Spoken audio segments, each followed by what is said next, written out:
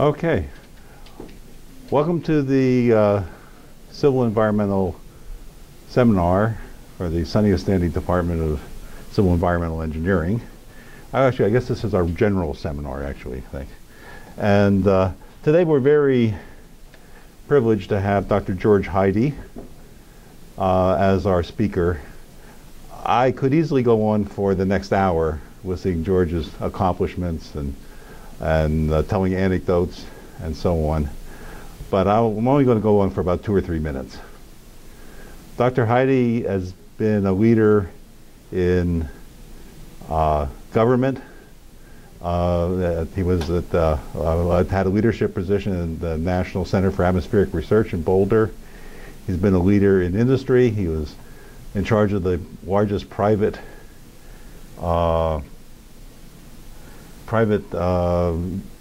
environmental research group or funding group at the Electric Power Research Institute. And he has been in academia, and he's had a leadership role in all these areas. And I can describe him as a scholar, as a scientist, but in thinking about this introduction, since I've known George for, what, 30 years, 25, 30 years, Dr. Hidy is most of all a leader. He's a leader and a man of action. And that started right here in Southern California when he was chosen as the principal investigator for what was probably the most significant air quality study ever done in the history, where it was the California HX, which stands for the California Aerosol Characterization Study, or experiment. And that was about 1970, 1972, performed out of Caltech, and it created, it led to the development of a whole host of instruments which are used to this day, are fundamental to understanding airborne particles. Please come in and have some seats. Please come in and have some seats. And it brought together a group of highly talented and very strong individuals who later all went on to become leaders in various parts of the environmental field. I won't try to list them all. There were literally a dozen or so. And all of these very strong, talented people all agreed that among all of them, the best of all of them was George Hidy, which is a real mark of our leader. George has always led from the front. He's always led by example, primarily by working harder than anyone else. And he recognizes talent and develops it in others. Another sign of a true leader. And so his accomplishments after the HX have been very, very many, and I said I could easily spend the next hour going over them. But we'll skip over all that. And one part of the HX that influenced me secondarily then, it also led to the whole development of the field of receptor modeling. One afternoon, when they were in an office of Sheldon Freelander at Caltech, according to your anecdote, I'm going to tell one anecdote, they came up with this idea of using chemical mass balance to identify sources. And that led to a whole field with hundreds of researchers over the last 30 years. And that was just one little area. And that happened in many other areas that came out of the work that George did. And he and other people did, but with him supplying a critical leadership role. Well, George is still interested in data and what you can do with data, and the importance of what can be done with all that ambient data. So let's hope that his talk today will spawn the same kind of new interest that fateful meeting that he had back in the HX that led to receptor modeling. Who knows what's going to come out of this little talk? George?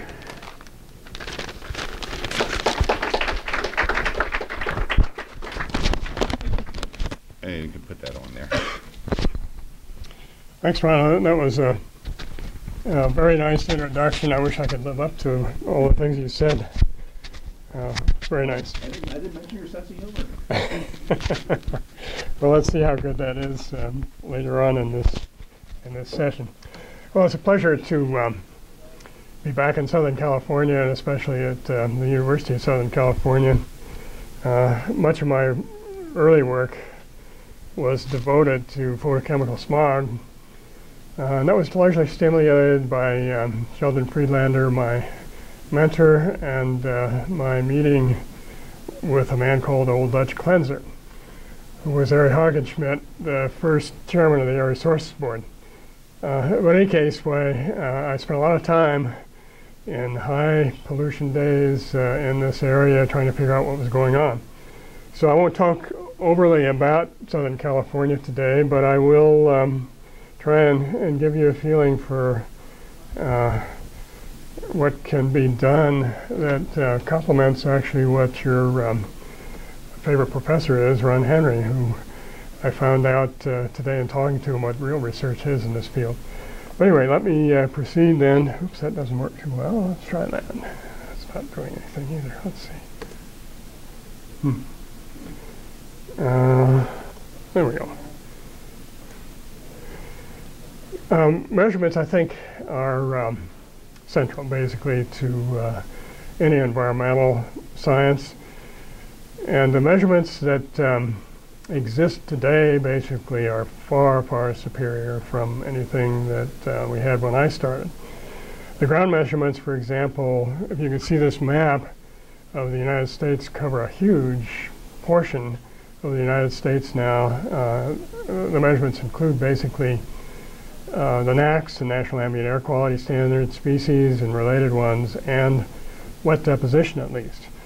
You can see from the map basically that the measurements are strongest or highest in density where ozone is the highest across the country, along with particulate matter concentrations.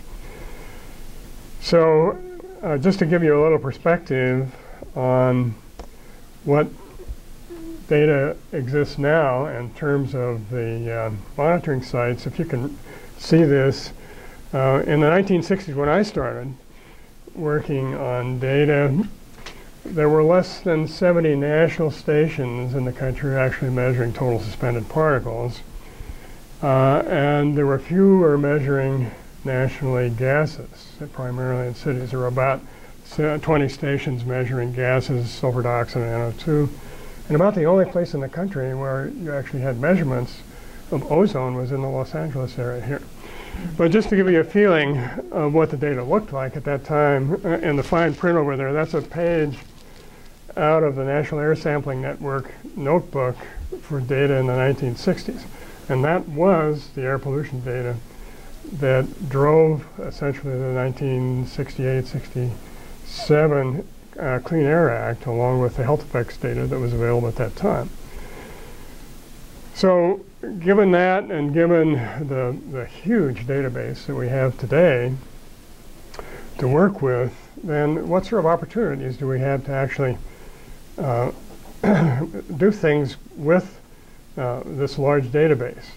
And one of the fundamental things that decision makers like to know essentially is what's there and how much. The next thing they like to know is about trends. Over a long period of time, have we done things that made our air quality better? The third thing is to deal with source-receptor relationships. And the theory is, anyway, that if you know these relationships, then you can optimize the emission controls to improve air quality as time goes on. And then finally, of course, you can use the data to get measurement-related insight into atmospheric processes. And for those of you who have worked in the atmosphere from time to time, you know that those processes are very complicated, involving physics and chemistry. And the atmosphere tends to do what it does, despite what we do, so that even to this day, the atmosphere provides a lot of surprises for us. And that's a challenge that I think everyone in this room and plus across the world would, I hope, take up over time. But in any case, the objective of this presentation is to give you a few examples of the kinds of things that can be done with ambient data that give us insight into these various aspects of the air quality problem. Advancing the methods for data analysis has been going on for a long time. I happen to be kind of a guy who's sunsetting in my world, and so I'm going to give you a couple of examples. If you could read the fine print there, a couple of examples. The first one is a paper that Sheldon Friedlander and I wrote that was actually the first CMB analysis from that nascent data that applied specifically to Los Angeles. The second paper, or the first one actually, is a simple mass balance approach to figuring out major sources in this region. The second paper was by Ron Henry and myself, and related to the things that he has done in his own research over a long period of time of using statistical methods to actually get at interrelationships between pollutants that give you not only information about sources but chemistry. The CMB paper was about 1970, and the paper that we wrote was about 1975, I think. We wrote 3 or 4 of them on this subject, but that was all your work. I just sort of tagged along. That was my leadership role. So I think everybody has probably seen the trends in ozone as measured by the South Coast Air Basin District. And somebody asked me over lunch today, well, have things really improved? And the answer is yes, they have.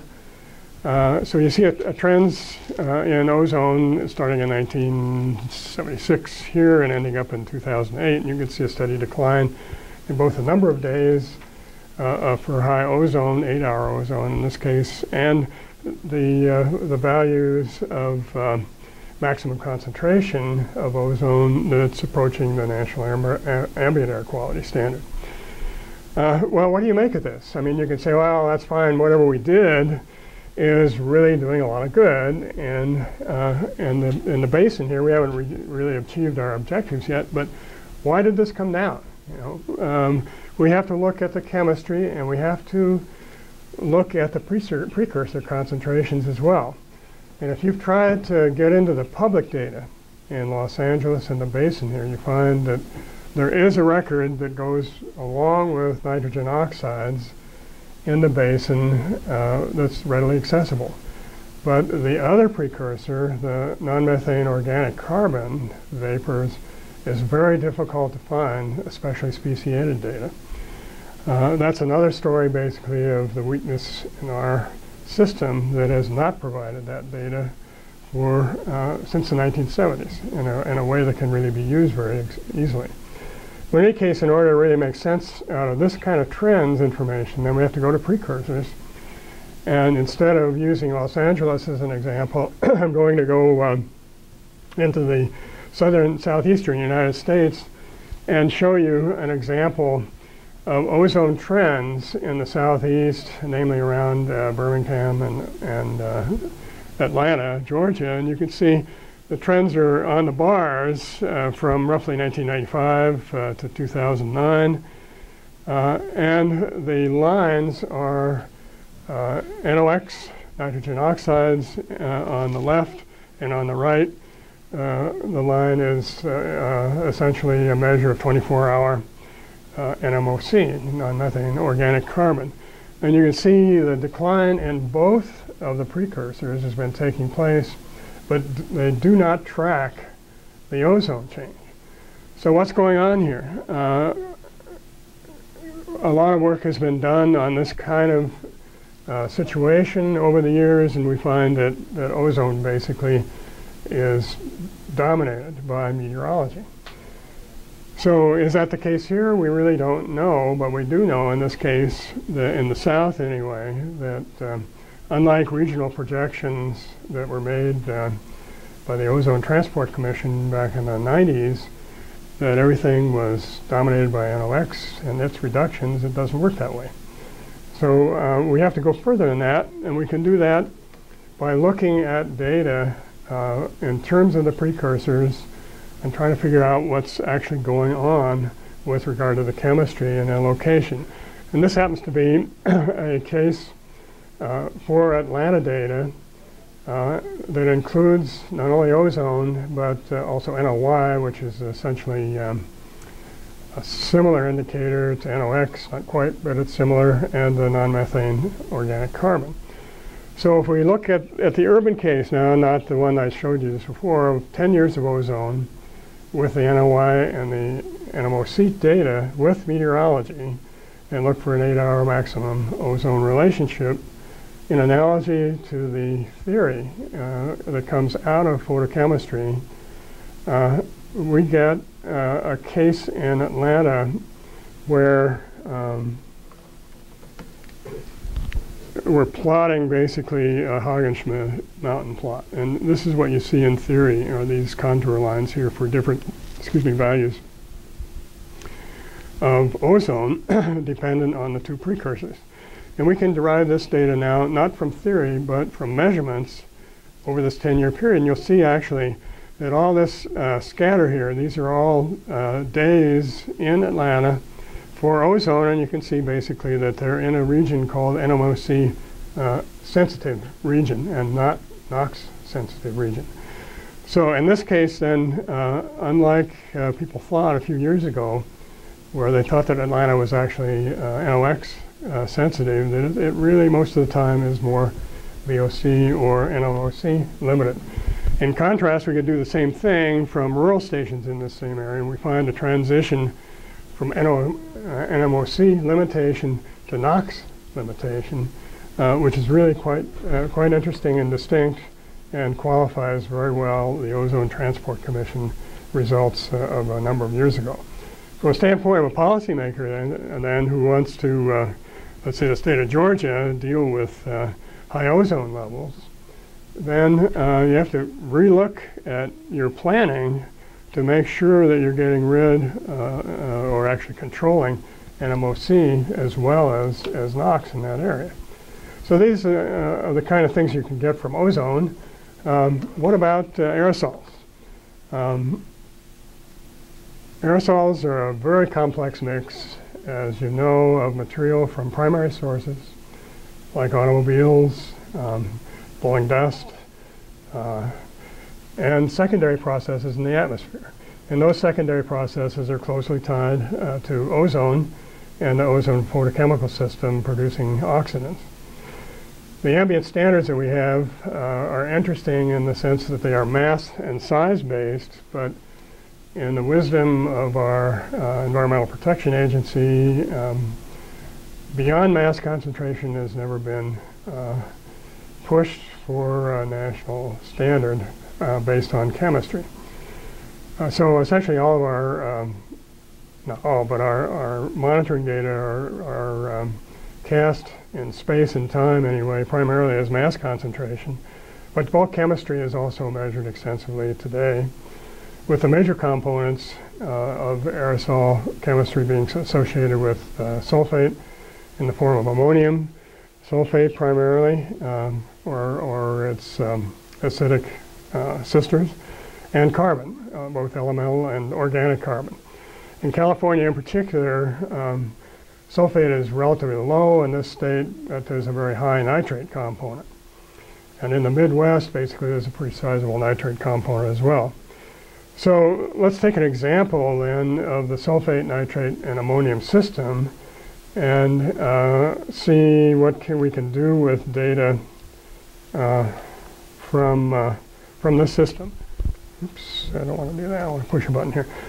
Just to refresh your memory here, what we'll do is concentrate on using an equilibrium-based chemical model to talk about the relationship between, oops, what did I do here? Well, what we're going to do is talk about the ammonium sulfates, sulfuric acid, ammonium nitrate, and nitric acid with water and ammonia as a complex equilibrium system. And how do we drive that chemistry in a chemical model? We basically derive it from the measurements that exist in different parts of the country that cover nitric acid, ammonium nitrate, particulate ammonium nitrate, the sulfates, not sulfuric acid particularly, but ammonia in the presence of water in the atmosphere. So if we do that and look at 3 different locations to compare them, then we can get a feeling for how that equilibrium chemistry makes a difference in terms of estimating nitrate that is actually going to change in one way or another the total mass concentration, especially of fine particles. So we can do that in terms of Central and Southern California with certain experiments like the SCACs, or in the Midwest and the Southern United States with search. And each of these 3 locations happen to have at least a year or a season of data that includes all those parameters. So the approach then is to, as I mentioned, apply the equilibrium chemistry through 2 models. One is SCAPE 2 and the other is Isoropia, to compare the predictions and measurements as one does with modeling, and to run scenarios then to look at the change in total mass concentration with sulfate, nitric acid, and ammonia changes. So let's see, oops, I want to go back here. The calculations that one does then drive that equilibrium model with the ambient data today. Then the first assumption one might make is, well, what happens after you reduce the sulfate concentrations in the ambient atmosphere by 50%? And if you look at that, then the concentrations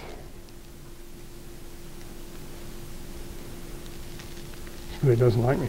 You can see at the top, on the top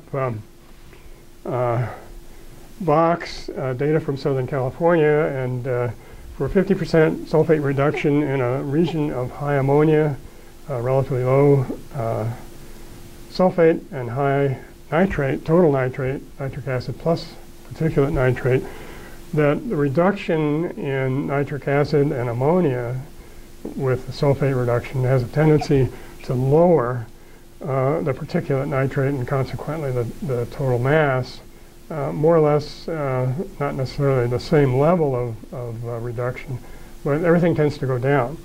But if you look at the 2 boxes below, for the 2 models for the Midwest, 3 sites, you see that from the boxes, which are present day conditions, that if you reduce the sulfate by 50%, you actually increase the amount of nitrate, total nitrate present. So this goes counter, actually, to what you might think, that a uniform approach by emission reduction will do the same thing across the country. And the difference basically between the 2 locations is, as I mentioned, for Southern California, high nitrate, high ammonium, and relatively low sulfate. In the Midwest, at the bottom part, high sulfate, pretty high ammonia, total ammonia, and relatively lower nitrate. In the east, the southeast, the case is very high sulfate, moderate amounts of ammonia, and very low and non-responsive nitrate. So if we then proceed to do some engineering calculations about mass change as measured in terms of the total inorganic sulfate, nitrate, and ammonium, using the measurements to drive the models, then we get parameterization that can give us insight as to what will happen, let's say, if we use the nitrate-sulfate system as a means for reducing total mass concentration. So you can see in the boxes here a case of Chicago and a case of Atlanta for what happens according to the models then for reduction essentially in sulfate versus the reduction in total nitrate. For Chicago in the summer months, nothing much happens. When you do make a reduction of of sulfate, so that you would expect then that essentially the system there, at least in the summer, along with Atlanta as well, is pretty non-responsive to any kind of a management plan that is designed to take care of nitrate at the same time as taking care of sulfate. In contrast, in the winter, you can see on the right at the top with the parameterization there that for sulfate reduction along with nitrate reduction, you get a substantial change in total mass concentration as seen by those isoplasts. Whereas in Atlanta during the winter, you see a very more modest reduction in sulfate and nitrate versus total mass. And this is important because if you look then regionally between California or a very high nitrate, high ammonium region and that in the southeast, distinctly different planning needs to be done with regard to the leverage you have on total mass concentration of particles relative to the inorganic chemistry. Okay, we covered this. Just to repeat the conclusions, essentially nitrate formation is more ammonia limited in the southeast than in the Midwest and California. Ammonia sources can be important as a part of the complex chemistry. So there are questions then about control of the inorganic fraction of PM, particularly PM nitrate, and its response to available ammonia.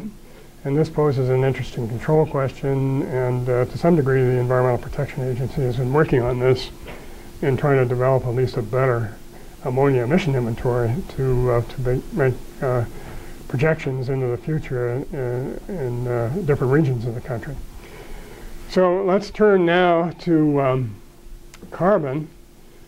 And you remember a couple of slides ago that I mentioned that carbon is also a major component of fine particles anyway. Those are particles that are less than 2.5 micrometers in diameter. But for many, many years, up until the 1980s, we had very little knowledge of the amount of carbon present in aerosols. We had some knowledge of solvent extractable material, and as a result of the HX, we had some knowledge of the total amount of carbon present in the Los Angeles aerosol, but we had very little knowledge on a national basis of how important it was. So what happened with time, that often happens, we developed instrumentation basically that could measure total carbon, and we were able to figure out a way, in principle anyway, to split the black carbon away from the organic carbon by that same measurement. That measurement basically is a thermal differential method which heats up a sample, and up to a certain temperature you get primarily organic chemistry coming off the filter, which is measured by a detector, and then from a point at higher temperatures and heating, the material is primarily black carbon. But it's an empirical method that has difficulties with it, so that there are certain uncertainties in those measurements that need to be accounted for, and they're not accounted for even today. But in any case, in the 1980s, across the United States in rural areas, the Improved Network started measuring carbon across the United States, so we had that data available, and then in 1999, carbon measurements were initiated within the urban environment. So we have a very large database now on elemental and organic carbon to work with to try and understand the sources and the relationship to secondary processes that account for that material. The other measurements that are really of interest are complementary to the standard monitoring methods for carbon, and that's isotope measurements. Carbon-14 to carbon-12 ratio is a very important indicator of something called modern carbon versus fossil carbon. Fossil carbon in general comes from combustion of fossil fuels, and modern carbon is identified with wildfires or vegetation fires or biogenic oxidation of vapors that take place in the atmosphere, so that those isotope measurements provide us additional leverage on sources. So what can we do with that data? I'll take the search database in this example. This is where a lot of the ozone and the nitrate data came from. But the search has been operating for about 10 years in the Deep South, involves 8 sites, including Atlanta and Birmingham, paired with non-urban locations near those urban sites. The measurements are both gases and particles, including particle composition for elemental and organic carbon, and 24-hour non-methane organic carbon for that time period. And in particular, that NMOC data is very rare, speciated data. So that's a very special data set that we've made use of. The particulate carbon basically is from a 24-hour average filter sample to 1-hour resolution, mainly with the Sunset instrument. As I mentioned, that data is complemented by limited isotope measurements, and these measurements have enabled us to estimate primary elemental or black carbon, primary organic carbon, secondary organic carbon, with emissions in relationship to a fossil and modern split. So what one sees then, before I get to that, there we go. In the South, you have a situation of many times during the year of large-scale regional air mass stagnation. That is, you get a situation where the air mass just doesn't move, and it sits over much of the southeastern United States for several days at a time on occasion, and this creates a situation where you can actually build up pollution throughout the southeast that gives you something that people looked at in the LA area called carryover. So when we deal with trying to create a mass balance or trying to interpret data in the South, we have to worry about accounting for that carryover.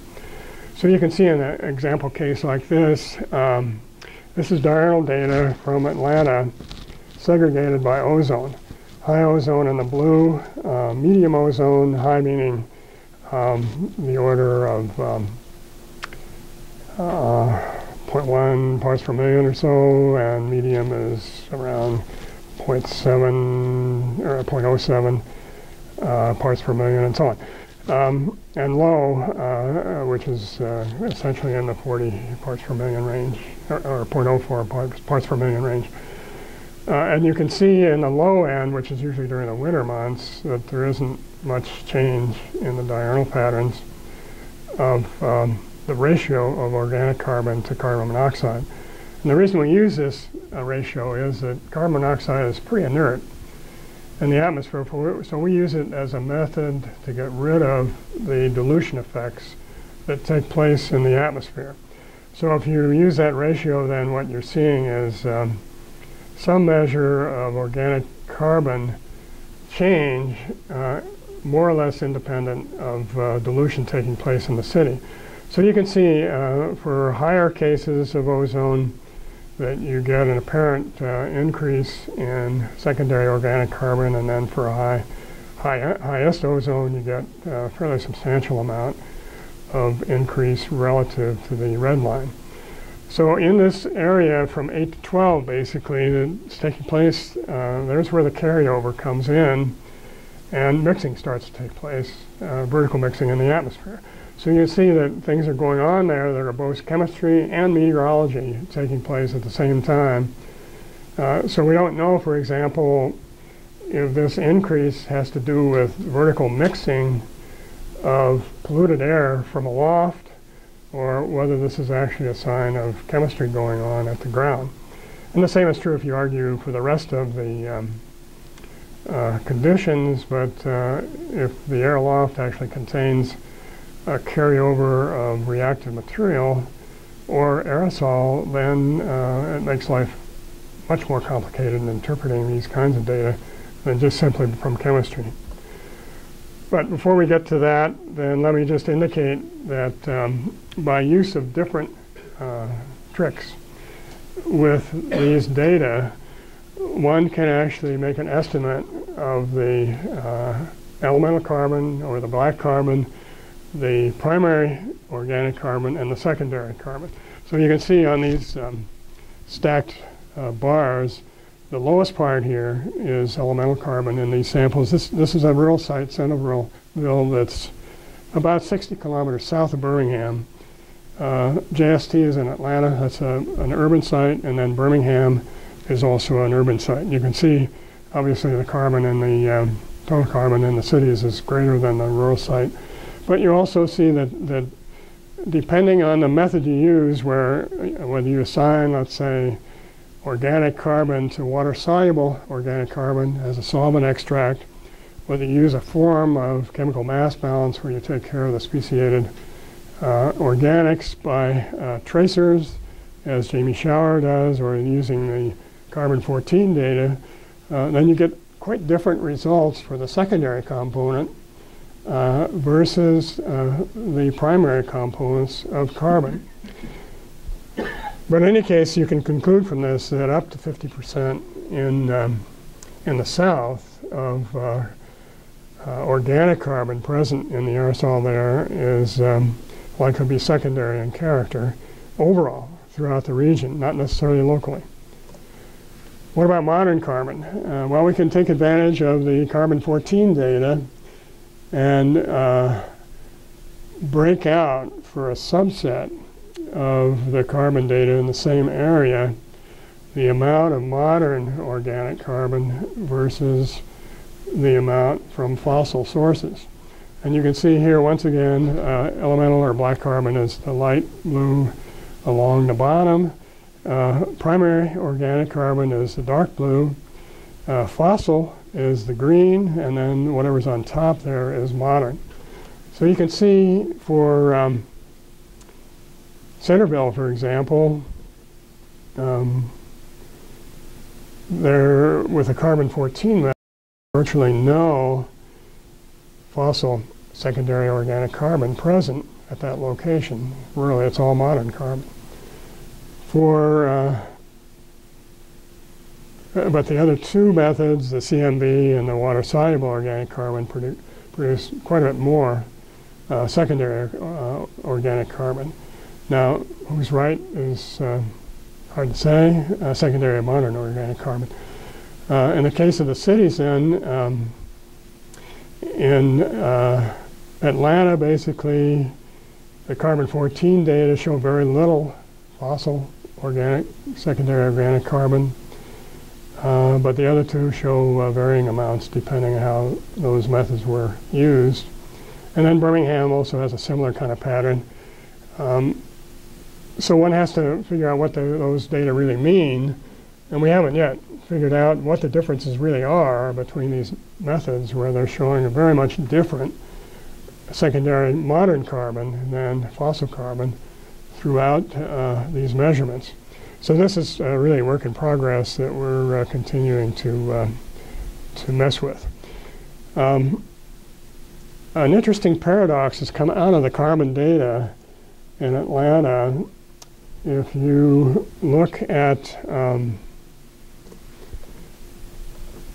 the amount, for example, in Jefferson Street or Atlanta, of the primary carbon, that would be the combination of the light blue and the dark blue, looks like most of it is accounted for with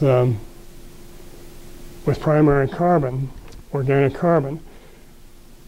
If you look at the excess organic carbon present in Atlanta over the regional carbon present, you find that if you use a ratio from motor vehicles, which is the primary source basically of combustion carbon within the two cities, that you find there's very little room for locally produced secondary organic carbon from chemical reactions involving photochemistry.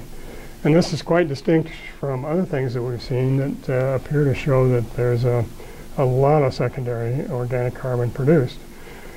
So one way to work this through is to use a model, basically, that was used for ozone. It's the generalized additive model that many of you have seen the epidemiologists use for associating particulate matter with health effects in the last several years. Anyway, this model can be used to associate different components of the aerosol in terms of the origins. And so if one does that with this particular model, one sees that you get at the upper box here a identification of association with CO, that's motor vehicles, NOY, that's motor vehicles and power plants especially, and potassium as an indicator for wildfires or wood burning. So you can see out of the entire bar chart, about this much can be identified with primary sources, and then if you add secondary as NOC, basically you get a very small amount here, and then from secondary association with sulfate and nitrate and ozone, you get a little chunk here. With meteorology, a little bit, and with calendar, this is Julian day, that gives you seasonal and weekday effects. So you see the main part here is associated with primary carbon sources and not secondary. So this is a paradox which we're trying to figure out how to interpret right now as to what's going on in the Atlanta area. And I should mention you can see the same thing for elemental carbon or BC. And for Yorkville, you see more secondary in Yorkville than you see in the city. And then the elemental carbon kind of breaks out in a similar way. So what does this really mean? And the only thing that we can translate that into is instead of locally within the city, very aggressive photochemistry going on to produce secondary organics, we think that the secondary organics may be produced regionally instead of highly locally. We think mainly from isoprene oxidation, and it's coming into the city from the breakup of a polluted layer aloft. So is this real? Who knows? We don't. And there's no way to tell that it's real or not until we would do measurements as a function of altitude above the surface during the period when there is mixing acceleration in the morning hours. So anyway, this is an interesting paradox that actually has come out of the measurements and needs to be resolved because it is important in terms of understanding the chemistry actually of secondary organics in the light of a whole bunch of NMOC that's supposed to be oxidized in the atmosphere to produce particles. So anyway, that is the carbon story a little bit, and you can see from the emerging data that I've talked about for carbon that major advances in the knowledge about carbon and its relationship to sources and atmospheric processes has advanced substantially in different parts of the world, especially the example I showed you of the Atlanta area. And it's given a picture of the importance of combined primary organics and secondary organics. And the secondary organics are present in uncertain quantities that relate more to the analyses and the methods than they do what's really there. And hopefully we'll find out the differences of those methods as time goes on. Modern carbon in the Southeast has been very important to extend our understanding of the world of carbon and the differences between fossil and modern carbon across at least the southern part of the United States. The paradox we see, as I mentioned, contradicts locally the urban formation of SOC and seems to be related, and we think, to vertical mixing over the city, primarily in the summertime. We have to remember, like all measurements, there are complexities of sampling and analysis that you need to take into account. The measurements are seldom perfect, even the ozone measurements that we have. And so we need to deal with those complexities. And in particular, in the carbon case, there's a matter of volatility of the organic carbon, which is so critical to interpreting the 24-hour and the more frequent measurement data that exists. So if you want to look in more detail about these kinds of analyses, here are 4 papers basically that provide a much better story than I can give you in a few minutes here. Concluding thoughts, essentially, you can see that the analysis of measurements per se, quite independent of source-based models, can give you a lot of information about emissions, including not only what's there and how much, but where it comes from. And there are continuing major opportunities to advance knowledge about atmospheric processes along with the sources of pollution. Analyses have accumulated since the 1950s. I'm not unique, certainly, in doing this kind of work. You have at least 2 people here that do it routinely as research. But with the increasing accessibility of this kind of data, being high quality, we hope anyway, it's quality controlled and assured, essentially urges much more manipulation of these data with hypotheses to drive that manipulation. There's also major opportunities that we can see to inform decision makers about the results of the data analyses to help them improve our management techniques that are more informed than just a sledgehammer approach to get rid of everything that seems to be in the air. The quality assured data is essential basically to all air quality management, along with projection models of deterministic models. So we need the data and we need the weight of evidence as to what's going on, because neither the models nor the data alone can really take care of our modern management problems these days. Finally then, my thanks for the invitation to be here with you today. And for all those data lookers, have at it, enjoy yourselves. The power of the modern computer sitting on your desk or in your lap is enormous compared to when I started work in the 60s, where punch cards were the game of the day at that time, and not with the flexibility that you have with modern computing. So, and finally then I want to acknowledge my partnership with Charlie Blanchard, who has done so much of this work in partnership with me, and to the long-term sponsorship of the work in the South by the Southern Company Services Incorporated. And finally then, I have not really discussed the role of measurements in the attribution of those ambient data to health effects or ecological effects. And these really are an important topic for somebody else in your seminar series to go over. So that's the story, and I'd be happy to answer, if I can, any questions from you based on the few examples I've shown.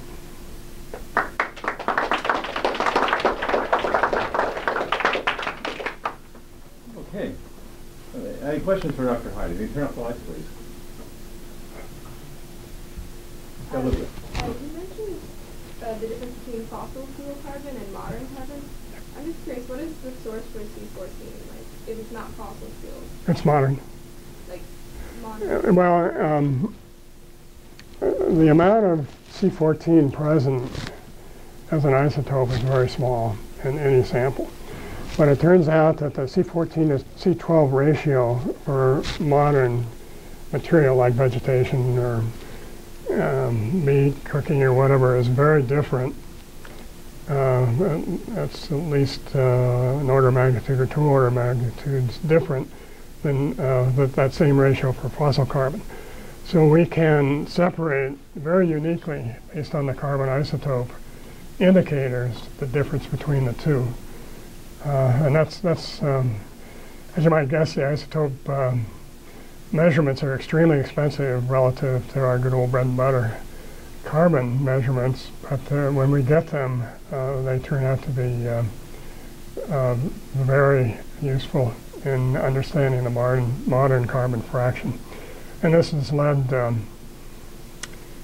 in part to our identification not only of modern carbon from wildfires being present at certain times of the year in many places as a contributor to both black and modern and organic carbon, but also the biogenic production of modern carbon through oxidation of vapors like isoprene, terpenes, and so on. So it's a neat trick if you can find the data. Yeah, I'd also like to point out how hard these things are. One of our late colleagues, Dr. Charles Lewis of the EPA, worked and spent, 20 years developing methods to make accurate carbon-14 measurements in aerosols.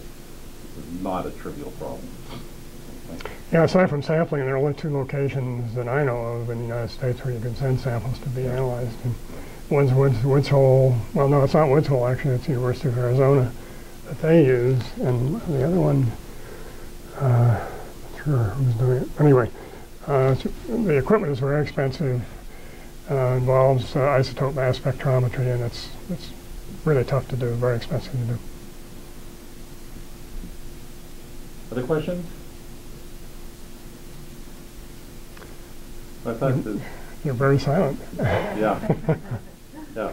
One other question, sorry. Sure. How did you mentioned that meteorology creates secondary organic carbon? I was just wondering how that happens. Meteorology doesn't do that per se. Meteorology has a huge effect on ozone.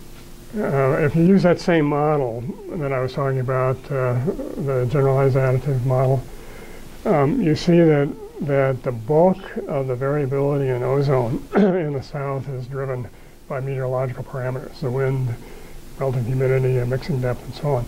But you saw in the case of aerosols that meteorological fraction of variability essentially was relatively small. So they're very different, even though they both contain a large fraction of secondary material. But meteorology, if you haven't learned about it already, you need to as part of knowing about air quality management. Even Gaussian models are pretty good. I just spent the first half of 428 teaching of air quality meteorology. Anyway. So everybody knows what a mixing depth is. Yes, I think and, so. How about a transport wind? Do you know what that is? I know geostrophic wind. Yep, good.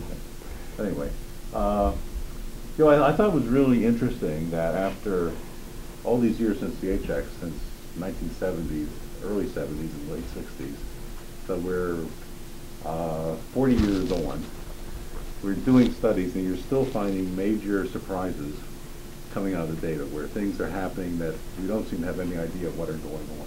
So I think the real interesting message for the younger people, and the grad students and undergraduates here is that there's a huge amount that we don't know. I know Pandas and Seinfeld's book looks like there's everything in the world is in there, but it's far from it. Okay, that represents very, very small fraction of what we actually know of what's going on. Okay. Anyway, I want to give Dr. Hidy a small token of our appreciation. Hopefully it's not edible. I have no idea what it is. Thank you very much. Anyway, and thank you once again. Thanks. Thanks, folks. Yeah, thanks for coming, everyone.